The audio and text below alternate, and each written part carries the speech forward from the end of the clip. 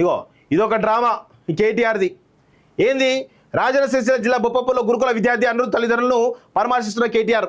శవాల పైన ప్యాలాలు ఏరుకునే బతుకు వీంది. అరే గురుకులాలను నాశనం చేసిందే మీ గవర్నమెంటు. గురుకులాలను ఇష్టం వచ్చినట్టు మేము ఎన్ని స్టోరీలు చేసి తెలుసా?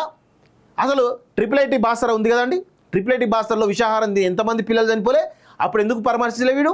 ఇప్పుడు వచ్చి మాట్లాడుతూ ఉన్నాడు. మీ ప్రభుత్వంలో చేయలేదా? ఇవన్నీ కాలేదా? అప్పుడు ఎందుకు బుద్ధి లేదు మీకు? అరే మీ ప్రభుత్వంలో ఉన్నప్పుడే ఒకలాగా మిష్టమ చేస్తాం, ప్రభుత్వం దీని తర్వాత ఏదైనా చేస్తాము, శవరాజకీయాలు చేస్తాము, శవాలపైన ప్యాలాలు ఏరుకొని తింటామనే బతుకులు మీదో బతుకులు మీ కథ. అందుకే ఈ కల్వకుంట్ల కాలకేయుల దొంగలను తెలంగాణ పట్టిన పీడ శని దరిద్రం అని చెప్తా ఉన్నాను. ఈ దొంగలను తెలంగాణ తరిమికొట్టాలని చెప్తా ఉన్నాను.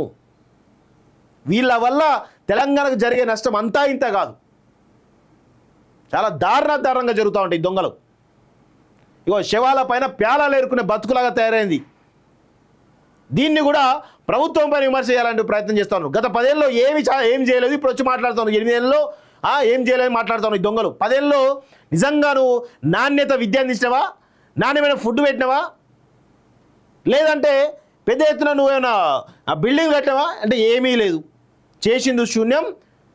ఇవన్నీ ఇప్పుడు వచ్చి శివరాజకీయాలు చేసుకుంటా బతుకుతా ఉన్నారా? నీదో బతుకు, నీదో కథ. సిగ్గుశరం ఉండాలి.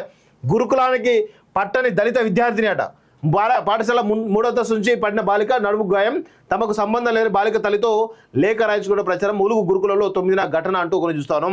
సో దయచేసి నేను ఒకటే చెప్తా ఉన్నాను, రేవంత్ రెడ్డి గారు మీరు దక్షిణ కొరియా నుంచి రాగానే గురుకులాలపై ఈ దొంగలు విష ప్రచారం చేస్తూ ఉన్నారు. మీరు ఇమీడియట్గా రివ్యూ పెట్టి కొన్ని కఠినమైనటువంటి చర్యలు, కఠినమైన ఆర్డర్స్ తీసుకోవాల్సిన అవసరం ఉంది. చేయండి, దయచేసి చేయాలని చెప్పేసి కూడా నేను కోరుతా ఉన్నాను.